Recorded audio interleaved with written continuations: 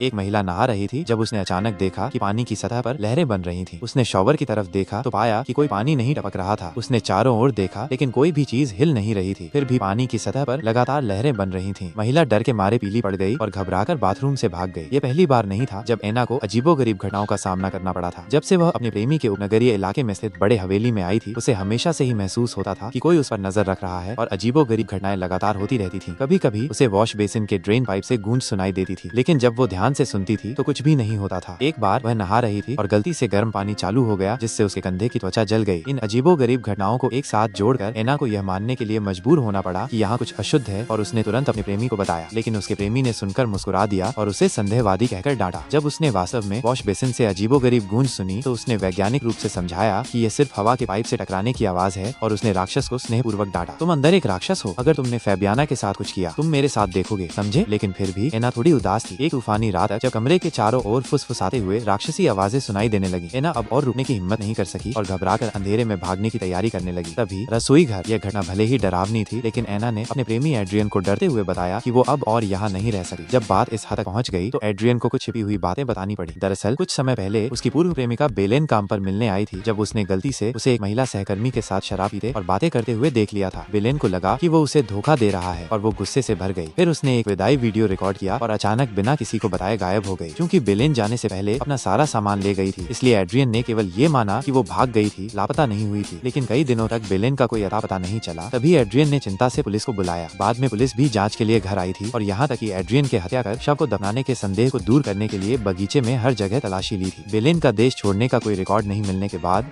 इस अस्थायी रूप से लापता मामले को अस्थायी रूप से रोक दिया गया था। हालांकि बेलेन के लापता होने का घर में भूतों के होने से कोई लेना देना नहीं होना चाहिए, लेकिन एना एड्रियन के सक्रिय रूप से खुलकर बात करने के रवैये से बहुत खुश थी और इसलिए उसने अस्थायी रूप से बाहर निकलने की बात नहीं की। हालांकि ये केवल एक पहलू था। दूसरी ओर एक अच्छी खबर थी। एड्रियन ने थिएटर में अपने उत्कृष्ट प्रदर्शन के कारण पदोन्नति प्राप्त की थी और 15 दिनों के बाद 1 साल के प्रशिक्षण के लिए स्पेन जाने वाला था। तब एना भी उसके साथ जाएगी, इसलिए चाहे एना कितनी भी असहज हो, उसे बस इन 15 दिनों को सहना होगा। हालांकि उन्हें ये नहीं पता था कि उन दोनों की हर गतिविधि को उनके पीछे छिपी दुष्ट आत्मा देख रही थी। अपने प्रेमी की वफादारी का परीक्षण करने के लिए बेलेन ने मकान मालिक के उकसावे पर एक गुप्त कमरे में छिपने की तैयारी की। यह गुप्त कमरा द्वितीय विश्व युद्ध के हवाई हमले आश्रय से परिवर्तित किया गया था। पूरी दीवार कंक्रीट से बनी थी और बीच में स्टील की प्लेटें मजबूत की गई थीं। सीलिंग और ध्वनि इंसुलेशन की तो बात ही छोड़ दें। 2 एक तरफा शीशे के माध्यम से बाहर की हर गतिविधि को स्पष्ट रूप से देखा जा सकता था और आवाजें भी एक तरफा स्पीकर के माध्यम से गुप्त कमरे में प्रसारित हो सकती थीं।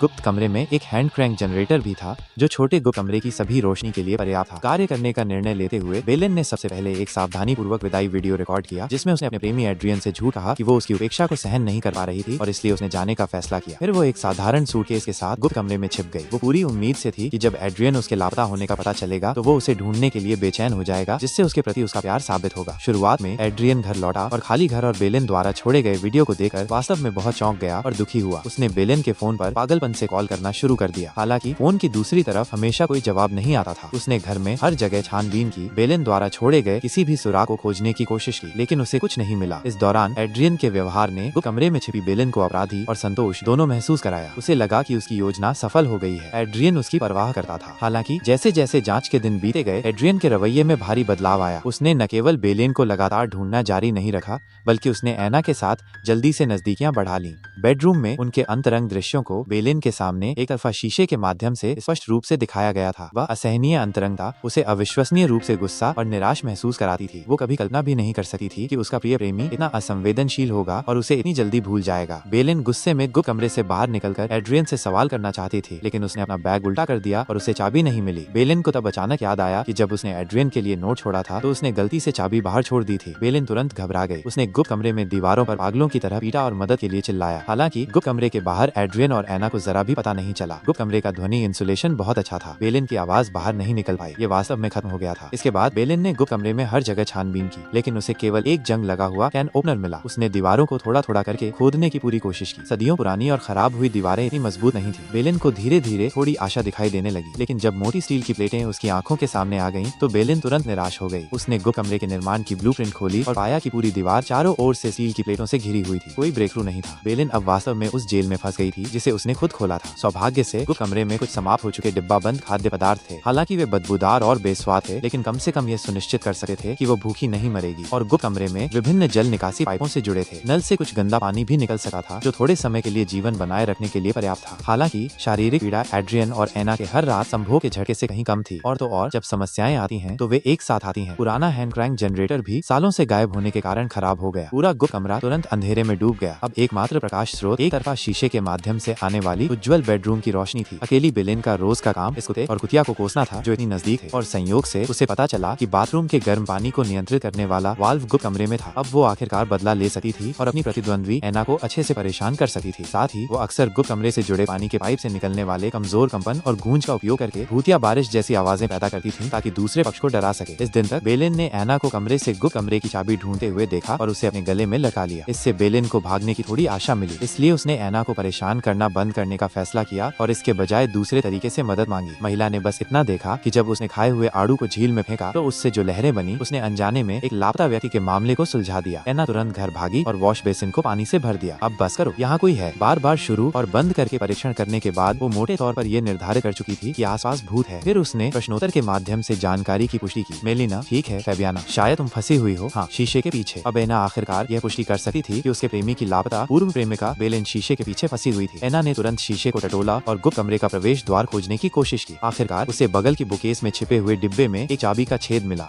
अपने गले में लटकी हुई चाबी को देकर, जो उसे बेडरूम में मिली थी, एना ने इसे आजमा कर देखा और ये वास्तव में पूरी तरह से फिट हो गई। ये बेलेन को बचाने का सही समय था। अंदर बेलेन खुशी से लगभग रोने वाली थी, लेकिन तभी एना की हरकतें अचानक रुक गईं। फिर उसने धीरे धीरे चाबी वापस खींच ली और सीधे चली गई, क्योंकि उसे अच्छी तरह से पता था कि फंसी हुई बेलेन अब उसकी प्रतिद्वंद्वी थी। अगर वह उसे बाहर निकालती तो वह संभवतः उसके सुंदर प्रेमी को उससे छीन लेती। इसलिए एना को कठोर दिल बनना पड़ा और ऐसा दिखावा करना पड़ा जैसे उसे कुछ नहीं पता। क्या तुम जानती हो कि तुम क्या कर रही हो? मुझे खोल दो, माफ करना फैबियाना। फैबियाना, तुम बदबूदार औरत, तुम मुझे यहाँ नहीं रख सकती। फैबियाना, तुम्हें मुझे खोलना होगा, तुम मुझे यहाँ नहीं रख सकती। फिर उसने पूरे कमरे को फिर से व्यवस्थित किया ताकि वो पिछली गड़बड़ी को छिपा सके और उसके प्रेमी को कोई संदेह न हो। और वे दोनों कुछ दिनों में 1 साल के लिए स्पेन में बसने वाले थे, जिससे वे बेलेन के बंधन से पूरी तरह से मुक्त हो जाएंगे। हालांकि दयालु एना ने भले ही अपने दिल में योजना बना ली थी, लेकिन मृत्यु को देखकर मदद न करने का उसका कार्य अभी भी उसे बेचैन कर रहा था। यात्रा से 1 दिन पहले एना ने पानी की लहरों के माध्यम से बेलेन को अलविदा कहने की कोशिश की, लेकिन अप्रत्याशित रूप से लंबे समय तक कोई हलचल नहीं हुई। उसने तुरंत गर्म पानी का शॉवर चालू किया और फिर भाप से भरे शीशे पर पूछताछ की, लेकिन लंबे समय तक कोई हलचल नहीं हुई। यहाँ तक कि कोई गूंज भी नहीं आई। एना के दिल में चिंता की वो हल्की सी किरण आखिरकार मानवता पर हावी हो गई। उसने जल्दी से चाबी निकाली और गुप्त कमरे को खोल दिया। तुरंत एक तीखी बदबू उसके नाक में घुस गई। जमीन पर हर तरह का सड़ा हुआ कचरा बिखरा पड़ा था। एना सावधानी से गुप्त कमरे के अंत तक चली गई और पाया कि बेलेन कमजोर होकर बिस्तर पर बिना हिले डुले लेटी हुई थी। एना जल्दी से आगे बढ़ी और उसे बुलाया। बेलेन, क्या आप कहानी के अगले भाग के बारे में जानना चाहेंगे या क्या आप चाहते